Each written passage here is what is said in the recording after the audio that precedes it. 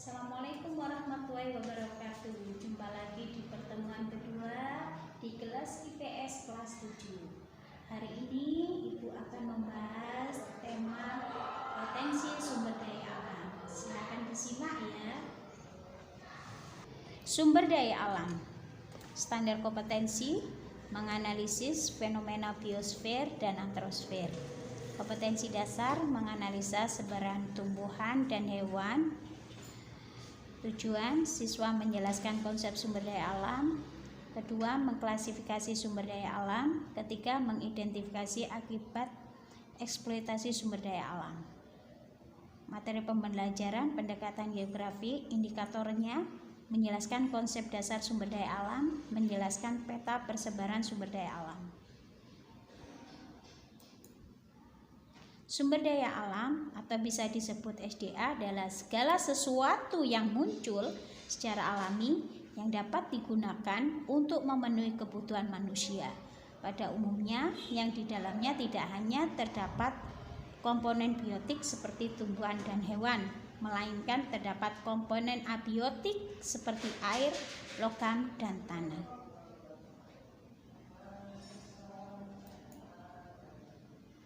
Peta persebaran SDA.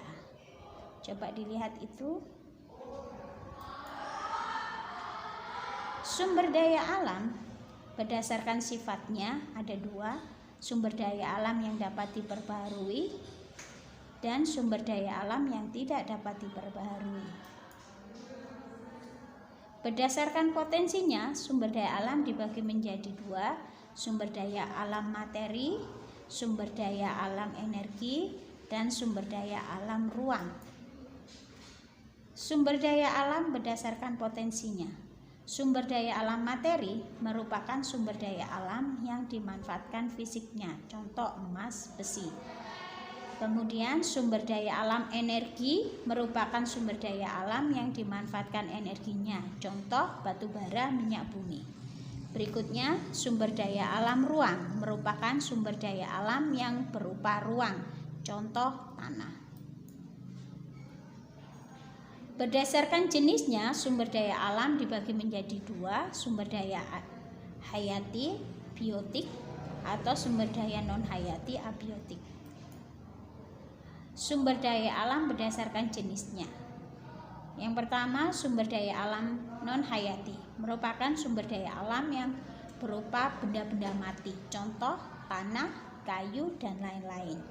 Sumber daya alam berikutnya yaitu sumber daya alam hayati merupakan sumber daya alam berupa benda hidup, contoh tumbuhan, hewan.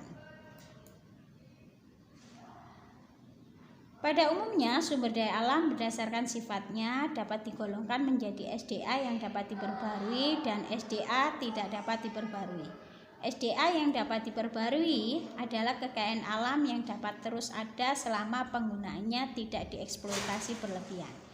Tumbuhan, hewan, mikroorganisme, sinar matahari, angin, dan air adalah beberapa contoh SDA terbaharui. Walaupun jumlahnya sangat berlimpah di alam, penggunaannya harus tetap dibatasi dan dijaga untuk dapat terus berkelanjutan. Contoh proses penambangan. Salah satu bentuk eksploitasi sumber daya alam adalah penambangan.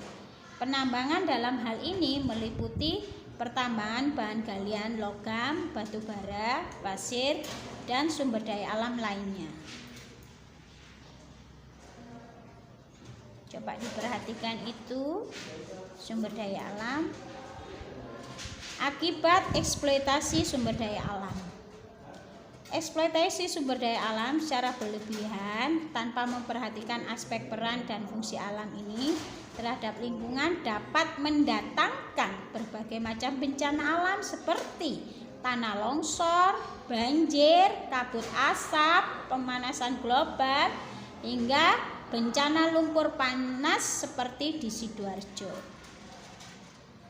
Solusinya, coba perhatikan. Stop illegal logging merupakan salah satu kegiatan yang merusak sumber daya alam karena merusak ekosistem hutan. jaga SDA air, jaga ekosistem laut, stop water pollution. So, jaga dan lestarikan sumber daya alam. Oke anak-anakku, cukup itu yang Ibu sampaikan di pertemuan kita yang kedua. Jika sudah paham, silakan buka LKS-nya, halaman